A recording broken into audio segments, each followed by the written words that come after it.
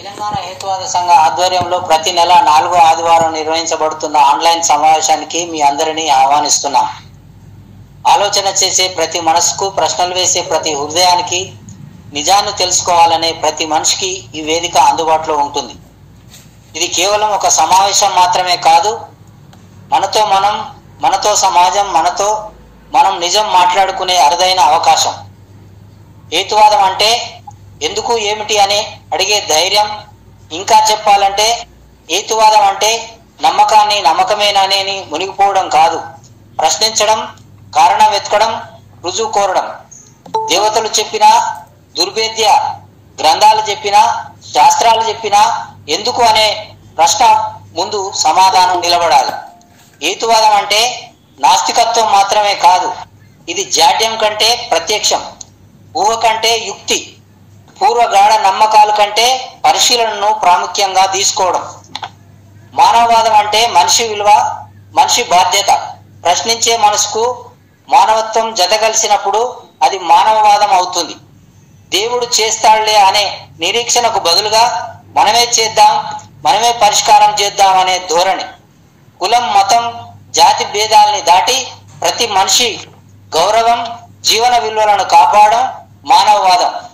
ఇది పరలోక వాగ్దానం కాదు, ఇప్పుడున్న లోకం మరింత మంచిదిగా ఉండాలనే సంకల్పం. హేతువాదం, మానవవాదం ప్రశ్నతో మొదలై మనిషి వద్ద ముగుస్తుంది. ఆలోచనలు అణచివేయడం కాదు, విస్తృతం చేయడం, భయంతో, అవగాహనతో జీవించడం. దేవుడిని కాదు, మనిషిని కేంద్రంగా నిలిపిన తత్వ దృక్పథం. హేతువాదం ప్రశ్నలు ఇస్తుంది, మానవవాదం సమాధానాల దారి చూపుతుంది. ఈ రెండు కలిసినప్పుడే మన సమాజానికి శాస్త్రీయ భావన, సహజ మానవత్వం రూపుదాలుస్తాయి. అందరికీ నమస్కారం. మీ ప్రశ్నలతో రండి, మీ సందేహాలతో రండి, మీ భావాలతో రండి. కానీ ముఖ్యంగా తల వంచి వినడానికి కాదు, తల ఎత్తి ఆలోచించడానికి రండి. మన ఈ గూగుల్ మీట్ కార్యక్రమం తెలంగాణ హేతువాద సంఘం అధ్యక్షులు కె శ్రీనివాసాచారి గారు కొనసాగిస్తారు. ధన్యవాదాలు. కృతజ్ఞతలు సార్. తెలంగాణ హేతువాద సంఘ తొలి ఆన్లైన్ మీటింగ్ కు దాదాపుగా 30 మంది మిత్రులు హాజరైనట్టుగా తెలుస్తోంది. కాబట్టి నేను ఇప్పుడు మన వక్త గురించి ఒక చిన్న ఉపన్యాసాన్ని ఇస్తాను. మన మేడూరు సత్యనారాయణ గారి గురించి చెప్పాల్సినటువంటి పని లేదు ఉద్యమ మిత్రులందరికీ కూడా, కానీ ఒక ఫార్మాలిటీ కోసం నేను చెప్పడానికి సిద్ధపడ్డాను. మేడూరు సత్యనారాయణ గారు వారి జననం అనేటువంటిది 17/7/1958లో జరిగింది. జన్మస్థలం పల్నాడు జిల్లా యడ్లపాడు మండలం దింటెనపాడు గ్రామం. వీరి తల్లిదండ్రులు మేడూరి యలమందయ్య, మంగమ్మ. విద్యార్హతలు వీరు MSc BEd MEd చేశారు.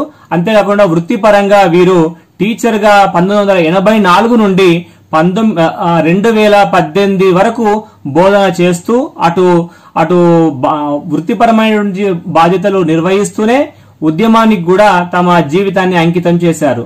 ప్రవృత్తి ఏమిటి అంటే వీరు హేతువాద, మానవవాద ప్రచారానికి వారి జీవితాన్ని అంకితం చేసినటువంటి వ్యక్తి.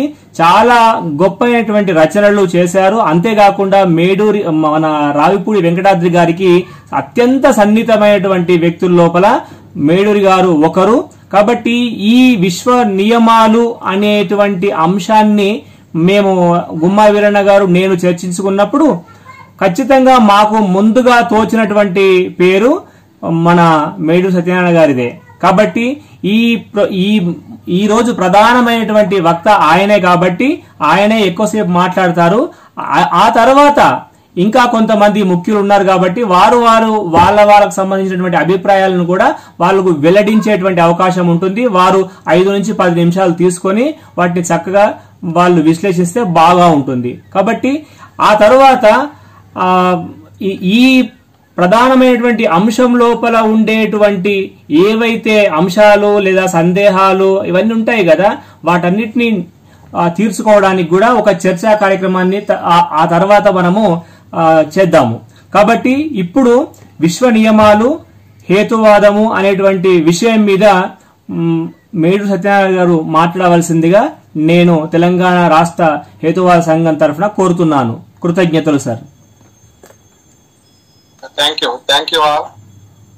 ఈరోజు తెలంగాణ హేతువాద సంఘం గత 5 సంవత్సరాలుగా గూగుల్ మీట్ ఆన్లైన్ క్లాసులు నిర్వహిస్తున్నట్టుగానే ఈరోజు ఈ గూగుల్ మీట్ కార్యక్రమాన్ని నిర్వహిస్తోంది. నా అభినందనలు తెలియజేస్తున్నాను. అట్లాగే ఈరోజు హాజరైన మిత్రులందరికీ నా అభినందనలు తెలియజేస్తున్నాను. ఈరోజు ఒక స్పెషల్ గా విశ్వ నియమాలని చెప్పి మనం దాదాపు ఎప్పుడు ఈ టైప్ లో పెట్టలేదు. స్పెసిఫిక్ గా చిన్న టాపిక్ ని ఎల్లార్జ్డ్ గా డీటెయిల్డ్ గా చెప్పుకోవడానికి ఇది పెట్టినట్టుగా నాకు అనిపిస్తుంది. చాలా మంచి పని ఇది. ఎందుకంటే ఎప్పుడు విశ్వ పరిణామం విశ్వం అన్నా కూడా ఊరక పైపైన చెప్పుకుంటూ పోతున్నాను, కానీ లోపలికి వెళ్ళాల్సిన టైం చాలటం లేదు. ప్రస్తుతం మరి 2-3 గంటల పాటు దీంట్లో ఉంటాం కాబట్టి గూగుల్లో ఈ విశ్వ నియమాల గురించి నేను కొన్ని చెప్తాను. తర్వాత మన మిత్రులు ఉన్నారు, వాళ్ళు కూడా నేను వదిలిపెట్టిన ఏమన్నా కొత్త ఏమన్నా వాళ్ళు చెప్తారు. మొత్తం మీద ఈ విశ్వ నియమాల గురించిన అవగాహనతో మనం ఈ గూగుల్ మీట్ ని క్లోజ్ చేయాల్సిన అవసరం ఉంటుంది. ఒక గూగుల్ మీట్ 2-3 గంటల్లోనే అయ్యేది కాదు. నా వెనకమాల పుస్తకాలు ఉన్నాయి, మొత్తం 4-5 ర్యాకుల్లో. ఇవన్నీ సైన్సే, physics, chemistry, botany, zoology, evolution, genetics, అట్లా ఈ పుస్తకాలన్నీ అయ్యే.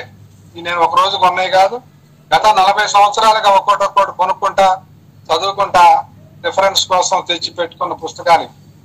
అందువల్ల సైన్స్ ఎంత పెరిగిందంటే చెప్పడానికి లేదు. ఈ సైన్స్ పెరిగినందువల్ల విశ్వ గురించిన అవగాహన చాలా పెరిగిందంటే మానవ జాతి మొత్తానికి పెరగల. మనుషుల్లో కొంతమంది శాస్త్రవేత్తలు, తత్వవేత్తలు, ఆసక్తి పరులు, పరిశోధన చేసిన వాళ్ళు, ప్రయోగాలు చేసిన వాళ్ళు చాలా మంది చాలా విషయాలు కనుక్కొని బయటకు చెప్పారు, ఒకరికొకరు తెలుసుకున్నారు. కానీ ఈ లేటెస్ట్ సైన్స్ జనంలోకి ఎంత పెరిగిపోయిందంటే స్కూల్లో కొంతవరకు, కాలేజీల్లో సైన్స్ తీసుకున్న వాళ్ళకి, పీజీల్లో science, botany, zoology, chemistry, physics చదివిన వాళ్ళకి లోతుగా అర్థమైంది. చాలా మంది ఆసక్తి పరులు 10th క్లాస్ లోపు చదువు అనుకున్న తర్వాత అయినా చాలా సైన్స్ పుస్తకాలు, పాపులర్ పుస్తకాలు, తెలుగు పుస్తకాలు, ఇంగ్లీష్ పుస్తకాలు చదువుకొని ఈ సైన్స్ వాస్తవాలు, సైన్స్ సత్యాలు ఇది తెలుసుకొని ఒక అవగాహన పెంచుకొని ఉన్నారు చాలా మంది. ఎంతో మంది ఉద్యమకారులు వాళ్ళు డిగ్రీలు చదవకపోయినా కూడా మరి రావుపూడి వెంకటాద్రి లాంటి వాళ్ళు చదివింది తక్కువైన ఫార్మల్ కాలేజీకి వెళ్ళి విడిగా ఆయన వేలాది పుస్తకాలు చదువుకొని సైంటిఫిక్ పుస్తకాలు, ఫిలసాఫికల్ పుస్తకాలు అవగాహన పెంచుకుంటా ఉన్నారు. ఒకసారి వెంకటాద్రి గారు నేను ఒక పుస్తకం చూసి ఈ పుస్తకం చదివిన ప్రతి సిద్ధాంతం తయారు చేయన్నాడు. నవ్వుతా ఏందా ఇట్ అంటున్నాడని చెప్పి చూస్తే ఆయనే అన్నాడు, మనం పుస్తకాలు చదువుతూ ఉంటే మన అవగాహన పెరుగుతూ ఉంటుంది. అంతకుముందు ఉన్న అవగాహన ఇంకో కొత్త పుస్తకం చదివితే మన అవగాహన ఎల్లార్జ్ అవుతుంది, పెరుగుతుంది. అందువల్ల పుస్తకాలు చదువుతూ ఉంటే మన అవగాహన పెరిగే అవకాశం ఉంటుందని చెప్పి ఆయనే చెప్పడం జరిగింది. అందువల్ల నాకు మొత్తం తెలుసని నేను చెప్పడానికి లేదు, ఎవరో చెప్పలేరు కూడా. సైన్స్ గత 700-800 సంవత్సరాలుగా, సైన్స్ 2000 సంవత్సరాలుగా, గ్రీకుల దగ్గర నుంచి చూస్తే 2600-2700 సంవత్సరాలుగా ఈ ప్రాక్టికల్ నాలెడ్జ్, విశ్వం గురించిన నాలెడ్జ్ పెరుగుతా వచ్చింది. అయితే దానికి గ్రీకు తత్వవేత్తలు అని చెప్పి తత్వవేత్తల్లో ఆల్రౌండ్ నాలెడ్జ్, అన్నిటి గురించి సమగ్ర అవగాహన కోసం వాళ్ళు అన్ని విషయాలు ఏళ్లు పెట్టి పరిశోధన చేసి కొత్త విషయాలు తెలుసుకొని ఒకరికొకరు చెప్పుకొని పుస్తకాలు రాసి చదువుకొని పరిశోధన చేసి ఈ విశ్వం గురించినటువంటి అవగాహన వాళ్ళు బయట పెట్టారు. క్రీస్తు పూర్వం 600-700 కాడి నుంచి వాళ్ళు దేంతో విశ్వం తయారైంది, విశ్వం ఎట్లా పనిచేస్తుంది, ఇది ఆది అంతం ఉందా, ఇటువంటి విషయాల్లో వాళ్ళు తార్కిక పరిశోధన చేసి తార్కికంగా నిర్ణయాలు తీసుకొని చెప్పడం జరిగింది. అంటే మోడర్న్ సైన్స్ కి పునాది ఎక్కడి నుంచి మొదలు పెట్టాలంటే ఈ గ్రీకుల యొక్క పరిశోధనలు కానీ, అంటే 2500-2600 సంవత్సరాల క్రితం నుంచి మొదలు పెట్టాలి. కానీ అంతకుముందే మెసొపొటామియా నాగరికత కావచ్చు, ఈజిప్ట్ నాగరికత కావచ్చు, రకరకాల నాగరికతల్లో వాళ్ళు చాలా మంది పరిశోధన చేసి చాలా విషయాలు వ్యవసాయానికి సంబంధించి లేదా ఇంకో నిత్య జీవితానికి సంబంధించిన పరిశోధనలు చేసి చాలా విషయాలు కనుక్కున్నారు. అంటే ఒక రోజు కాదు, ఇది మానవ జాతి 2 లక్షల సంవత్సరాలుగా పరిసరాలని, ప్రకృతిని, విశ్వాన్ని పరిశీలిస్తూ ప్రయోగాలు చేస్తూ ప్రాక్టికల్ గా కొంత కొత్త విషయాలు తెలుసుకుంటూ ఒక తరం నుంచి ఇంకొక తరానికి అది సంచితంగా క్యుములేటివ్ ఎఫెక్ట్ తోటి రావటం వల్ల ఈ రోజు 3వ క్లాస్ పిల్లవాడికి ఒకప్పుడు అరిస్టాటిల్ కంటే కూడా ఎక్కువ నాలెడ్జ్ ఈ రోజు 3వ క్లాస్ పిల్లవాడికి ఉంది. ఎందుకుందంటే 3వ క్లాసులోనే మోడర్న్ సైన్స్ యొక్క ఫలితాలు కొద్ది కొద్దిగా సైన్స్ పాఠాల్లో పరిచయం చేయడం జరుగుతుంది. భూమి గుండ్రంగా ఉందని తెలియడానికి 3000 సంవత్సరాలు పట్టింది ఒక గుండ్రంగా ఉందని చెప్పిన తర్వాత. అందువల్ల మరి భూకేంద్రక సిద్ధాంతం ప్రచారమైంది 1000 సంవత్సరాలు, అది పోవటానికి మళ్ళా 1000 సంవత్సరాలు పట్టింది. కోపర్నికస్ చెప్పిన సవరణలతోటి కెప్లర్, గెలీలియో, ఎవరైతే ఐన్స్టీన్ దాకా, స్టీఫెన్ హాకింగ్ దాకా ఎవరైతే క్రమంగా దాని గురించి అవగాహన పెరుగుతా ఉంది. అందువల్ల మానవ జాతి చరిత్రలో ఈనాడు మనకు అందినటువంటి ఈ నాలెడ్జ్ కానీ, ఈ సైంటిఫిక్ అవుట్లుక్ కానీ, ఈ టెక్నాలజికల్ డెవలప్మెంట్ కానీ, మానవ అభ్యుదయం కానీ ఒక రోజులో వచ్చింది కాదు. లక్షల సంవత్సరాలుగా తరతరాలుగా పెరుగుతూ వచ్చినటువంటి ఈ విశ్వం గురించిన నాలెడ్జ్ జ్ఞానం ద్వారా, దాని అవగాహన ద్వారా, సైంటిఫిక్ అవుట్లుక్ తోటి క్రమంగా పెంచుకుంటూ వచ్చారు. అందరూ సైంటిఫిక్ అవుట్లుక్ ఉన్నారంటే లేదు. క్రీస్తు పూర్వం 1000, 2000, 3000 సంవత్సరాలుగా మతాలు పెరిగిపోయి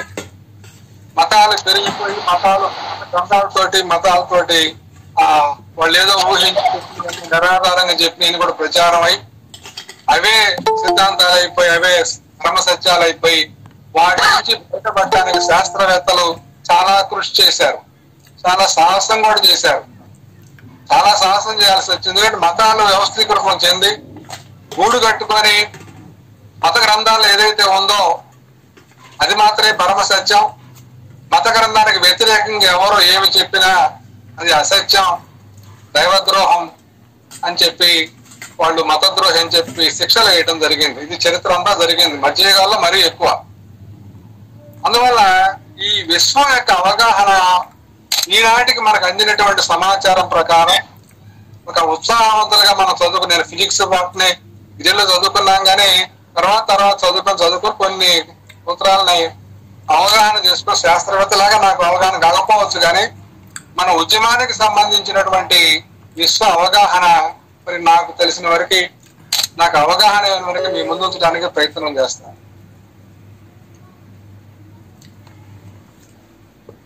శాస్త్రవేత్తలు ఈనాటికి అందిన సమాచారం ప్రకారం ఈ విశ్వాన్ని గురించిన ఏమి నిర్ణయానికి వచ్చారంటే దీనికి ఆది లేదు, అంతం లేదు. ఒకప్పుడు లేకుండా శూన్యంగా ఉన్నది లేదు, ఇది శూన్యంగా మారిపోయేది లేదు. ఆది అంతాలు లేనటువంటి ఈ విశ్వ పదార్థం అది భౌతిక రసాయన శక్తి ఏ రూపంలో జీవ రూపంలో ఉన్నా సరే నియమాలను అనుసరిస్తూ నియమబద్ధంగా నిత్యం మార్పులు చేర్పులు పొందుతూ కొత్త లక్షణాలను వ్యక్తం చేస్తూ ముందుకు పరిణమిస్తుందని చెప్పి మోడర్న్ సైన్స్ మనకి ఈనాడు మనకు అందుతుంది విషయాలు. అందుకు ఫస్ట్ లా మనం ఏం చదువుతామంటే మనం ఉపన్యాసాల్లో ఈ విశ్వం అనేది ఆది అంతాలు లేకుండా నిత్యం తన రూప లక్షణాలను మార్చుకుంటూ నిత్య పరిణామంలో ఉంటూ ఎప్పటికప్పుడు కొత్త నిర్మాణాలను పొందుతూ కొత్త లక్షణాలను వ్యక్తం చేస్తూ సాగిపోతూ ఉంటుంది. ఇది ఒక చాట ఆగేది కాదు. ఇది మనం పుట్టక ముందు అనంతకాలం గడిచింది, చెప్పలేము ఇంతకాలం అని. మన తర్వాత కూడా అనంతకాలం గడుస్తుంది. మనం మధ్యలో బతికేది 70 ఏళ్ళు, 80 ఏళ్ళు, 100 ఏళ్ళు మానవుడు బతికేది. అయినప్పటికీ 2 లక్షల సంవత్సరాల క్రితం మానవుడు వచ్చిన ముందుకెళ్ళిన మరి వందల కోట్ల వేల కోట్ల సంవత్సరాల చరిత్ర కనపడతా ఉంది. తర్వాత కూడా అట్లాగే ఉంటుంది, ఇది నాశనం అయ్యేది కాదు. మరి ఎట్లా ఆది అంతాలు లేనటువంటిది, దీన్ని పుట్టుక లేదు, సృష్టి లేదు, నాశనం లేదని చెప్పడానికి వచ్చారంటే శాస్త్రవేత్తలు గత 400-500 సంవత్సరాలు అనేక పరిశోధనలు చేశారు. కాగితాన్ని తగలబెడితే దాంట్లో ఉన్న కార్బన్ ఆక్సిజన్ తో కలిసి కార్బన్ డైఆక్సైడ్ గా మారుతుంది, దాంట్లో ఉన్న సల్ఫర్ డైఆక్సైడ్ గా మారుతుంది, దాంట్లో ఉన్న నైట్రోజన్ డైఆక్సైడ్ గా మారుతుంది, దాంట్లో ఉండే ఎనర్జీ రిలీజ్ అయితే ఉష్ణ రూపంలోనో కాంతి రూపంలోనో బయటకు వస్తుంది. ఇవన్నీ లెక్కలు కట్టి వాళ్ళు చూస్తే ఏమైందంటే కాగితంగా ఉన్న తగలబెట్టిన అది ద్రవ్యరాశిలో అమౌంట్ లో ఏ మార్పు ఉండదు. నిర్మాణం చెడుతుంది కాబట్టి కాగితంలో గ్లూకోజ్ ఉండొచ్చు, ప్రోటీన్స్ ఉండొచ్చు, సాల్ట్స్ ఉండొచ్చు, తగలబెట్టిన ఆక్సిజన్ తో కలిసి మండి అది ఆక్సైడ్లుగా, కార్బన్ డైఆక్సైడ్ గా, సల్ఫర్ డైఆక్సైడ్ గా, నైట్రోజన్ డైఆక్సైడ్ గా మారి గాలిలో కలుస్తుందే కానీ ద్రవ్యరాశి మాత్రం పోవటం లేదు అనేటువంటి ఒక ప్రయోగ ఫలితానికి వచ్చేసి వాళ్ళు ఒక సూత్రాన్ని చెప్పారు సైన్స్ లో. ద్రవ్య నిత్యత్వ సూత్రం, శక్తి నిత్యత్వ సూత్రం. ద్రవ్యాన్ని సృష్టి చేయలేము, పదార్థాన్ని నాశనం చేయలేము. అట్లాగే శక్తిని సృష్టించలేము, నాశనం చేయలేము. కాకపోతే పదార్థం శక్తిగా మారుతుంది విశ్వంలో, శక్తి మరలా పదార్థంగా మారుతా ఉంది. మొట్టమొదటి బిగ్ బ్యాంగ్ జరిగినప్పుడు 1380 కోట్ల సంవత్సరాల క్రితం జరిగిందని మన వాళ్ళు అంచనా వేస్తే, సరే అంతకుముందు ఏముందనే దానికి ఆధారాలు లేవు కాబట్టి చెప్పట్లా. కానీ లేకుండా, విశ్వం లేకుండా ఉండదు. మనం ముందే చెప్పుకున్న విశ్వానికి ఆది లేదు, అంతం లేదని. సరే 1380 కోట్ల సంవత్సరాల క్రితం బిగ్ బ్యాంగ్ జరిగింది.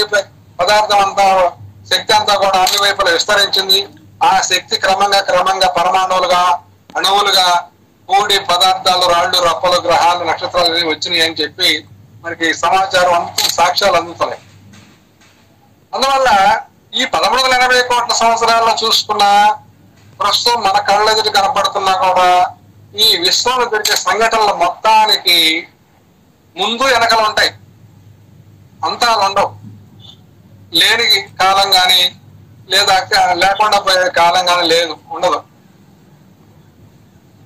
సృష్టి లేకుండా, నాశనం లేకుండా జరిగేటువంటి విశ్వ పదార్థం, విశ్వం ఈనాటికి ఈ రూపానికి వచ్చింది. సూర్యుడు 500 కోట్ల సంవత్సరాల క్రితం దాకా, అంతకుముందు 1300 కోట్ల సంవత్సరాల పాటు సూర్యుడిలో ఉన్న ప్రస్తుత సూర్యుడు వాయుధూళి మేఘంగా ఉండేవాడు. భూమి అట్లాగే వాయుధూళి మేఘంగా ఉండేది.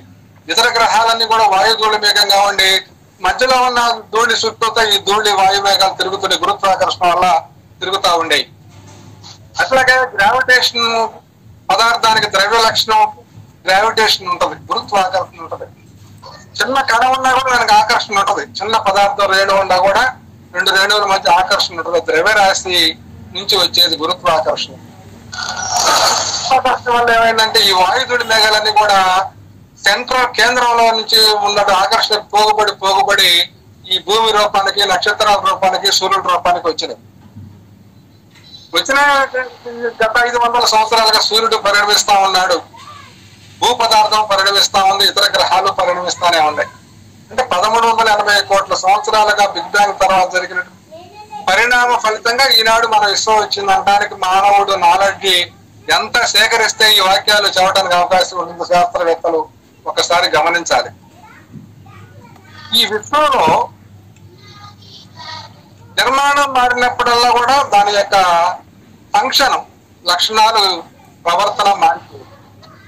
ఒక నిర్మాణం ఉంటే ఒక ప్రవర్తన ఉంటుంది, దాని నిర్మాణం మారిపోతే దానికి ఇంకో ప్రవర్తన వస్తుంది. మనం చాలా ఎగ్జాంపుల్స్ చెప్పుకుంటున్నాం.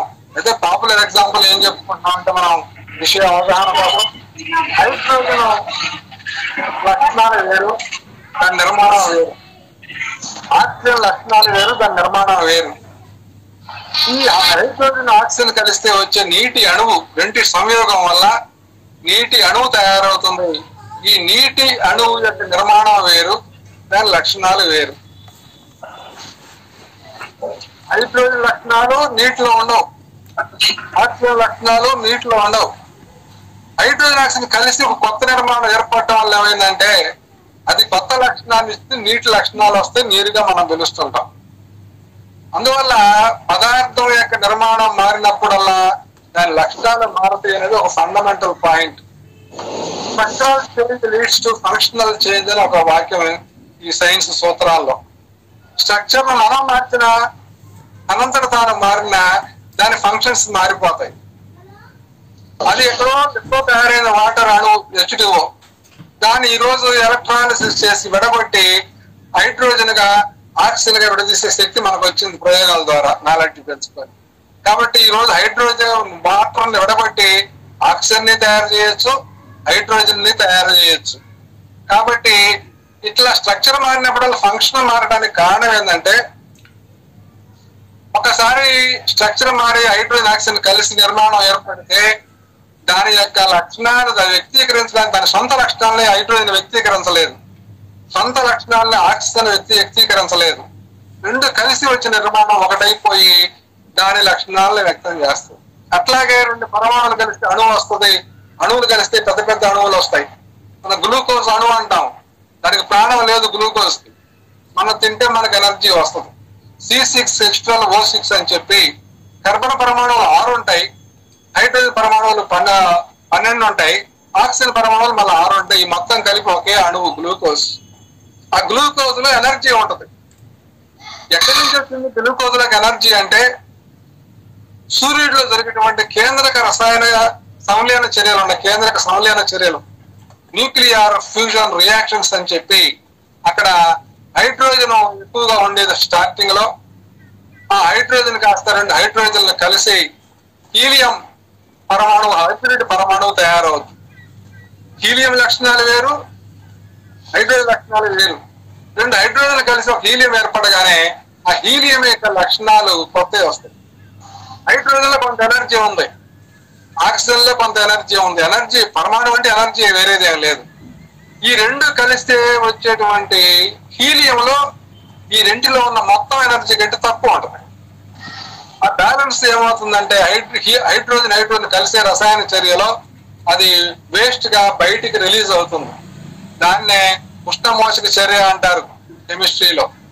ఈ ఉష్ణమోచక చర్య వల్ల ఏమవుతుంది, దాంట్లో ఎనర్జీ కొంత రిలీజ్ అవుద్ది. హైడ్రోజన్ కలిసి హీలియం ఏర్పడు. గత 500 కోట్ల సంవత్సరాలుగా సూర్యుడిలో వచ్చినటువంటి హైడ్రోజన్ కలిసి హీలియం పరమాణువులు ఏర్పడతానే ఉన్నాయి. ఇంకా ఎంతకాలం ఈ హైడ్రోజన్ అక్కడ నిలవ ఉండి హీలియం గా మారి శక్తి రిలీజ్ కాంతి బయటకు వస్తా ఉంటదంటే శాస్త్రవేత్తలు అంచనాలు వేస్తే ఇంకా 500 కోట్ల సంవత్సరాల పాటు ఈ హైడ్రోజన్ కలిసి హీలియం ఏర్పడే అవకాశం ఉందని చెబుతున్నారు. తర్వాత రెడ్ గా మారిపోయి బ్లాక్ హోల్ లాంటి దానిగా మారిపోయే అవకాశం ఉంది, ఎనర్జీ రిలీజింగ్ ఉండదని చెబుతున్నారు. ఇవన్నీ పరిశోధన చేసి చెప్పినాయి అన్నమాట. కాబట్టి విశ్వంలో జరిగేటువంటి సంఘటనలు మనం అనేకం చూస్తాం. ఉదయం నిద్ర లేచిన సాయంత్రం దాకా ఎన్నెన్నో జరుగుతుంటాయి. ప్రతి సంఘటన కూడా అది భౌతిక రసాయన శక్తి సంఘటన. దీంట్లో మార్మికం ఏమి లేదు. భౌతిక రసాయన శక్తి విడదీసి చెప్పుకున్నాం. విశ్వ పదార్థాన్ని ఫిజికల్ నేచర్ ఉంటది, రసాయన పదార్థాలు కలిస్తే కొత్త నేచర్ కెమికల్ నేచర్ ఉంటది, రిలీజ్ అయితే ఎనర్జీ నేచర్ ఉంటది.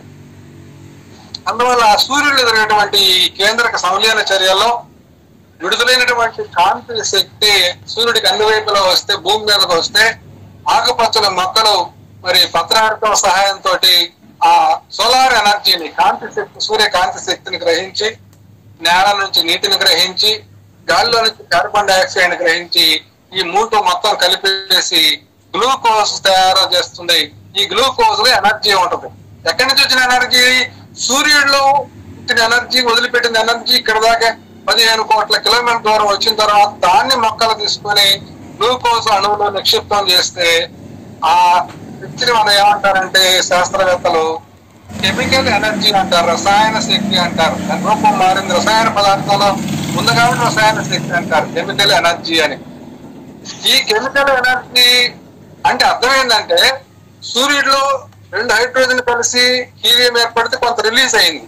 అది ఇక్కడికి వచ్చి మరలా గ్లూకోజ్ లో భాగం అయిపోయాయి. హైడ్రోజన్ లో ఉన్న భాగం పంచ రూపంలో వచ్చి మళ్ళీ గ్లూకోజ్ లో భాగం అయ్యి గ్లూకోజ్ అణువు తయారైంది, కెమికల్ మాలిక్యూల్ తయారైంది.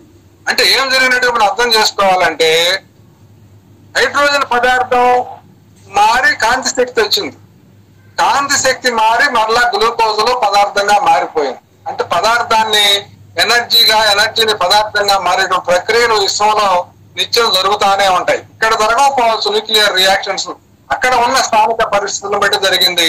ఎనర్జీ ఇక్కడికి వచ్చింది, గ్లూకోజ్ లో భాగం అయింది. కర్బనం, గ్లూకోజ్ లో ఉన్న కర్బనం దానికి ప్రాణం లేదు, శక్తి లేదు, తక్కువ. హైడ్రోజన్ దానికి ప్రాణం లేదు, శక్తి తక్కువ. ఆక్సిజన్ దానికి ప్రాణం లేదు, శక్తి తక్కువ. కానీ ఈ 3 కలిస్తే ఈ 3కి ఎనర్జీ కలిపి తయారైనటువంటి గ్లూకోజ్ లో శక్తి ఉంటది. ఆ గ్లూకోజ్ శక్తిని మనం తీసుకుంటాం, దాన్ని జీర్ణం చేసుకోవడం వల్ల డైరెక్ట్ రక్తంలోకి ఎక్కియచ్చు. రక్తంలో పోయినాక అది సెల్ కణాలకు, జీవ కణాలకు చేరి అక్కడ మనం పీల్చే గాలిలోని ఆక్సిజన్ తో కలిసి మండి మరలా ఆ ఎనర్జీ రిలీజ్ అవుతుంది. అంటే కార్బన్ ఆక్సిజన్ తో మండితే కార్బన్ డైఆక్సైడ్ వస్తుంది, హైడ్రోజన్ ఆక్సైడ్ వాటర్ గా మారిపోయింది, ఎనర్జీ రిలీజ్ అవుతుంది. ఆ ఎనర్జీని మనం మన నిత్య జీవిత బయోకెమికల్ రియాక్షన్స్ ని జరుపుకోవడానికి వాడుకుంటాం. ఆ ఎనర్జీ తోటే మనం మన జీవ కణాలు మన జీవరసాయన క్రియలను జరుపుకుంటా ఉంటాయి. అప్పుడు ఏమవుతుంది, మన శరీర ఉష్ణోగ్రత 98.4 డిగ్రీల ఫారెన్ హీట్ ఎప్పుడు ఉండాలి. రాత్రి పగలు ధ్రువాల్లో ఉన్న ఎక్కడున్నా అది మెయింటైన్ కావాలి. జెనెటికల్ గా మన శరీర ఉష్ణోగ్రత అది. దీన్ని మెయింటైన్ చేయడం కోసం ఈ గ్లూకోజ్ లోని ఎనర్జీ వాడుకొని హీట్ రూపంలో తీసుకొస్తుంది. మన శరీరం వెచ్చగా ఉంటది, ప్రాణం పోతే చల్లబడిపోయేది. ఈ వెచ్చగా ఉండడానికి హీట్ ఎక్కడి నుంచి వస్తుందంటే ఈ గ్లూకోజ్ నుంచి వచ్చిన ఎనర్జీయే హీట్ ఎనర్జీగా మారుతుంది. కాంతి శక్తి అదే, హీట్ ఎనర్జీ అదే. ఒక శక్తి ఒక రూపం నుంచి ఇంకో రూపానికి మారుతుంది. ఎనర్జీ లక్షణం ఏంటంటే ఒక శక్తి ఇంకో శక్తిగా మారుతుంటది, ఒక పదార్థం ఇంకో పదార్థంగా మారుతుంటది. 2 హైడ్రోజన్లు కలిస్తే ఆక్సిజన్ వచ్చి నీటి అణువు వచ్చినట్టుగానే శక్తి కూడా ఒక రూపం నుంచి ఇంకో రూపానికి మారుతూ ఉంటుంది. అంటే పదార్థం శక్తిగా మారుతుంది, శక్తి పదార్థంగా ఈ సూత్రం ఆధారంగానే ఐన్స్టీన్ వివరాలు ఇస్తే, సూత్రాలు ఇస్తే దాని ప్రకారం వాళ్ళు ఆటం బాంబును తయారు చేశారు. ఆటంలో అపరిమితమైన శక్తి ఉందని చెప్పాడు ఆయన. పగలగొట్టి చూద్దామని చూస్తే శక్తి కనపడింది, దాంతో ఆటం బాంబు తయారు చేశారు.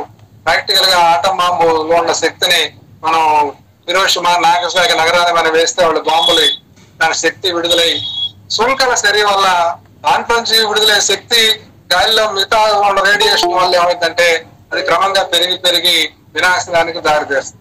ఈ విధంగా మరి మానవుడు విశ్వాన్ని అర్థం చేసుకునే క్రమంలో విశ్వ నియమాలని రాబట్టాడు. విశ్వ నియమాలు ఎన్ని ఉంటాయి ఏంటంటే మనం చెప్పడానికి లేదు. ప్రకృతిలో కెమికల్స్ చాలా ఉంటాయి, రకరకాల రూపాలు.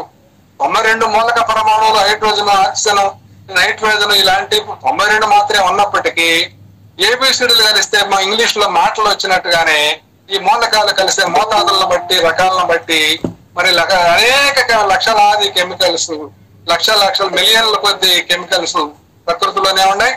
అట్లాగే ప్రకృతిలో ఉన్నటువంటి పదార్థం మారి మారి మారి పరిణామం చెంది చివరికి జీవ పదార్థంగా మారిపోయి జీవ లక్షణాలని వ్యక్తం చేసే స్థితికి వచ్చినా కూడా ఈ జీవుల్లో కూడా ఆ పదార్థం ఉంటుంది. నిర్జీవ పదార్థం నుంచే జీవం వచ్చింది కాబట్టి ఆ జీవంలో కూడా నిర్జీవ పదార్థంలో మూలకాలే వచ్చినాయి. జీవుల్లో జరిగే ప్రత్యేక జీవ రసాయన చర్యల వల్ల ఏమైందంటే ప్రకృతిలో లేని కూడా కొన్ని కెమికల్స్ మనకి ప్రకృతిలో కనపడినాయి కూడా ఈ జీవ కణంలో తయారైంది ఇక్కడ అవసరాల కోసం. ఆ విధంగా ఎవల్యూషన్ లో ఈ విశ్వం అంతా కూడా నిరంతరం మారుతా ఉంటది, నిరంతరం ప్రతి క్షణం మారుతా ఉంటది. ఈ రోజు రేపటికి మారిపోయింది, మొత్తం చుట్టూ అంతా మారిపోయింది, వాతావరణం మారిపోయింది, అన్ని ప్రపంచం మారిపోయింది. రేపటికి తెల్లారెదురు చాలా సంఘటనలు జరుగుతాయి. మనిషి ఈ విశ్వాన్ని అర్థం చేసుకునే క్రమంలో సంఘటనలను గమనిస్తే ప్రతి సంఘటనకి భౌతిక రసాయన జీవ సంఘటన, ప్రతి దానికి కూడా శక్తి సంఘటనకి ముందు ఒక సంఘటన, దానికి ఒక ముందు ఒక సంఘటన, దానికి ఒక ముందు ఒక సంఘటన ఉంటాయి. చూస్తూ ఉంటే ఒక సంఘటన వల్ల మారి ఇంకో సంఘటన వస్తుంది, అది మారి ఇంకో సంఘటన వస్తుంది. ఈ విధంగా ఈ సంఘటనల గొలుసులు నెట్వర్క్ లాగా మరి అంతులేని కాలం నుంచి ఇప్పుడు దాకా అంతులేని కాలం దాకా ఈ నెట్వర్క్ జరిగిపోతానే ఉంది. ఒకదాని నుంచి ఇంకోటి వస్తుంది.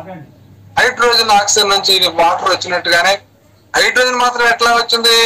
దాంట్లో ఒక ఎనర్జీ 2 కణాలు ఉంటే కదా హైడ్రోజన్ వచ్చింది. హైడ్రోజన్ లో కనీసం ఒక కణం అన్న సరే ఉంటేనే కదా వచ్చింది. అయితే ప్రతి దానికి బిగ్ బ్యాంగ్ కారణమైంది, బిగ్ బ్యాంగ్ ఎనర్జీ కారణమైంది, పరమాణువులకి పరమాణువులు కారణమైనవి. ఈ అణువులు కలిసి పెద్ద పెద్ద అణువులు ఏర్పడ్డాయి. చివరికి జీవ పదార్థం రావడానికి కూడా అవకాశం ఏర్పడింది. అందువల్ల మనిషి ఈ సంఘటనలు అర్థం చేసుకునే క్రమంలో ఈనాటికి ఏం అర్థం చేసుకున్నారంటే సంఘటనలు వర్షం జరిగిపోతా ఉంటాయి. మన అవగాహన కోసం ప్రస్తుతం జరిగిన సంఘటనకి ముందు సంఘటన ఏమో కారణం అని, ఇప్పుడు మనకు కనపడేదేమో కార్యం అని చెప్పి మనం చెబుతున్నాం. మనం చూసేవన్నీ కారణాలు మన దాకా రావు, ఇక మారిపోతా ఉంటాయి. మనం చూసేవన్నీ కార్యాలే, ఒక క్షణంలో సెకండ్ లో ఎన్నో భాగంలోనే మారిపోతూ ఉంటది వస్తువు. మన వాళ్ళు శాస్త్రవేత్తలు ఈ పరిశోధన కోసం ఏం చేశారంటే సెకండ్ ని 10 లక్షల భాగాలు చేశారు. సెకండ్ అంటే మనం కన్ను మూసి కన్ను తెరిసే లోపని చూద్దాం. ఈ లోపు దాన్ని 10 లక్షల భాగాలు చేసి ఒక్కొక్క భాగంలో ఏం జరుగుతుందో చూడటానికి వాళ్ళు ఈ టెక్నాలజీని డెవలప్ చేసుకున్నారు. అందువల్ల నిత్యం ఇది మారిపోవడానికి కారణం ఏంటంటే ఒక సంఘటన ఇంకొక సంఘటనకి, ఒక కారణం ఇంకొక కార్యానికి కారణమై ఈ కార్యకారణాల గొలుసులు పోతా ఉంటాయి. మనిషి ఈ విశ్వాన్ని అర్థం చేసుకోవాలంటే ఎదురుగా జరిగే సంఘటనలకి కారణాలని, ఆ కారణాలు వచ్చే కార్యాలని, ఈ కార్యాలు మళ్ళా కారణాలుగా మారితే వచ్చేటువంటి కార్యాలను అంచనా వేయటం కోసం భవిష్యత్తు జరిగిన దాన్ని బట్టి జరుగుతున్న దాన్ని అర్థం చేసుకుని జరగబోయేదాన్ని కూడా చెప్పడానికి మనిషి వర్తమాన కాలాన్ని చూసి భవిష్యత్తు కూడా చెప్పే అవకాశం వచ్చింది. ఏం చెబుతున్నాం? భవిష్యత్తు చూడండి, ఒక వాటర్ని గిన్నెలో తీసుకొని స్టవ్ మీద పెడతాం, దాంట్లో ఒక థర్మామీటర్ పెడతాం, పెట్టి వేడి చేస్తా ఉంటాం, బుడగలు వస్తా ఉంటే కదులుతా ఉంటే చివరికి గ్యాస్ వచ్చింది. థర్మామీటర్ లో రీడింగ్ 100 డిగ్రీల సెంటిగ్రేడ్ ఉంటది. మనం ఏం చెబుతున్నాము? గిన్నెలో నీళ్లు పోసి స్టవ్ వెలిగిస్తున్న ముందే ఇది 100 డిగ్రీల సెంటిగ్రేడ్ దగ్గర వాయువుగా మారుతుందని చెప్పాం. మనం వేడి చేసిన అదే జరుగుతుంది, వేడి చేసిన తర్వాత అదే జరుగుతుంది. వాటర్ ని 100 డిగ్రీల సెంటిగ్రేడ్ దాకా వేడి చేసినట్టయితే అది ద్రవ రూపాన్ని వదిలి వాయు రూపానికి పోతుందని మనం ముందే చెబుతున్నాం. అంటే మనం భవిష్యత్తును చెబుతున్నట్టే. భవిష్యత్తును చెబుటమే కాదు, భవిష్యత్తు నిర్మాణాన్ని మనం గిన్నె తీసుకొని స్టవ్ వెలిగించి నీళ్లు పోసి దాన్ని పెట్టి దాన్ని వాయువుగా, వాయు పదార్థంగా, నీటి ఆవిరిగా మార్చుతున్నాం. మనం ప్రకృతిలో గాలిలో నీటి ఆవిరి ఉంటది, చల్లబడితే నీటి బిందువులకు వర్షం పడుతుంది. ఇది తెలియకుండా లక్షల సంవత్సరాలు గడిచిపోయింది. ఎందుకు వర్షం పడుతుందో తెలియకుండా ఏవో ఊహించారు, చెప్పారు. కానీ ఇక్కడ మనం వర్షం రావడానికి కారణాన్ని మనం అవగాహన చేసుకుంటే కృత్రిమ వర్షాలను కురిపించేదానికి కూడా అవకాశం ఏర్పడింది. కృత్రిమ వర్షాలు కురిపించేదానికి అంటే విశ్వాన్ని మనం అవగాహన చేసుకుంటే, విశ్వ సూత్రాలను అవగాహన చేసుకుంటే, విశ్వ సంఘటనలు మనం కార్యకాల అవగాహనతో తెలుసుకున్నట్టయితే మనకు అవసరమైన రీతిలో ఈ కార్యకారణాలను నడిపించడానికి కూడా అవకాశం ఉండి విశ్వాన్ని మనకు అనుకూలంగా, పరిసరాలను మనకు అనుకూలంగా మార్చుకొని మనం స్వేచ్ఛగా జీవించడానికి, సుఖంగా జీవించడానికి అవకాశం ఏర్పడింది. కాబట్టి ప్రతి జీవి చుట్టూ ఉన్న పరిసరాలను అవగాహన చేసుకునే ప్రయత్నం చేస్తుంది. అవేమా కూడా దానికి కళ్ళు లేవు, చెవులు లేవు, జ్ఞానేంద్రియాలు ప్రత్యేకంగా లేవు.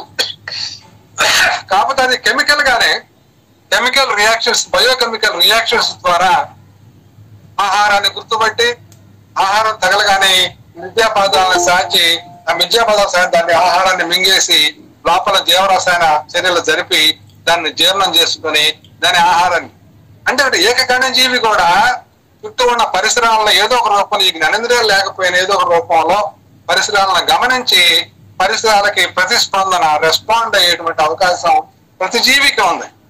ఆ జీవుల పరిణామ ఫలితంగా మనం వచ్చాం కాబట్టి, 2 లక్షల సంవత్సరాల క్రితం మాత్రమే వచ్చాం కాబట్టి, ఇంతకు ముందు చాలా జాతులు ఉన్నాయి కాబట్టి క్రమంగా మార్పులు జరిగి మానవుడికి ఈ ఆలోచించగల బ్రెయిన్, సహేతుకంగా ఆలోచించగల బ్రెయిన్, జ్ఞానాన్ని విశ్లేషించే బ్రెయిన్, ప్రకృతి వాస్తవాలను విశ్లేషించి సత్యాలను తెలుసుకునేటువంటి బ్రెయిన్, విశ్వ అవగాహనని పెంచుకునే బ్రెయిన్ మనిషికి వచ్చింది. కాబట్టి మనం అమీబా కంటే కూడా ఎక్కువ నాలెడ్జ్ని సేకరించి, ఎక్కువగా విశ్లేషణ చేసి, వాస్తవాలను తెలుసుకొని, సంఘటనల కార్యక్రమాలను అవగాహన చేసుకొని, చుట్టూ ఉన్న పరిసరాలను మనం అవగాహన చేసుకొని, ఆ పరిసరాలను మనకు అనుకూలంగా మార్చుకుంటుంది. మిగతా జీవులన్నింటిలో కూడా ఉంది, పరిసరాలను గమనించడం ఉంది. కానీ మనంత స్థాయి విశ్లేషణ, మనంత స్థాయి సత్య అన్వేషణ, ఈ స్వేచ్ఛాభిలాష ఇవన్నీ లేకపోయిన బ్రెయిన్ సరిగా డెవలప్ కాకపోవడం వల్ల ఎట్లా ఉన్నాయి. మనకి ఈ బ్రెయిన్ డెవలప్మెంట్ వల్ల మనకు ఈ స్థాయికి వచ్చేసాం. అంటే ప్రకృతిలో జరిగేటువంటి సంఘటనల యొక్క కార్యకారణ సంబంధాన్ని, కాసాలిటీని మనం అవగాహన చేసుకొని దాన్ని మనకు అనుకూలంగా మార్చుకునే అవకాశం ఉంది. కెప్లర్ వచ్చి మన గ్రహ నియమాలు చెప్పాడు. కెప్లర్ సూర్యుడు చుట్టూ గ్రహాలు ఏ నియమాల ప్రకారం తిరుగుతాయో 3 సూత్రాలు చెప్పాడు ఆయన. అంటే గ్రహాలు ఎట్లా తిరుగుతున్నాయో చెప్పిన సూత్రాలను అవగాహన చేసుకుని రైట్ అని నిరూపించాడు ఆయన. అందరూ ఆమోదించారు గ్రహ నియమాలు కెప్లర్ సూత్రాల ప్రకారం నడుస్తున్నాయి. అంటే భూమి చుట్టూ చంద్రుడు ఆ గ్రహం కెప్లర్ చెప్పిన గ్రహ నియమాల ప్రకారం తిరుగుతాం. ఆ గ్రహ నియమాలను మనం అవగాహన చేసుకున్నాం. భూమి యొక్క గురుత్వాకర్షణ నుంచి బయటికి పోవాలంటే వస్తువు సెకండ్కి 12 కిలోమీటర్ల వేగంతో పోయినట్టయితే అది భూమి మీద పడకుండా భూమి యొక్క గురుత్వాకర్షణ పరిధి దాటి బయటికి పోయిద్దని తెలుసుకున్నాం.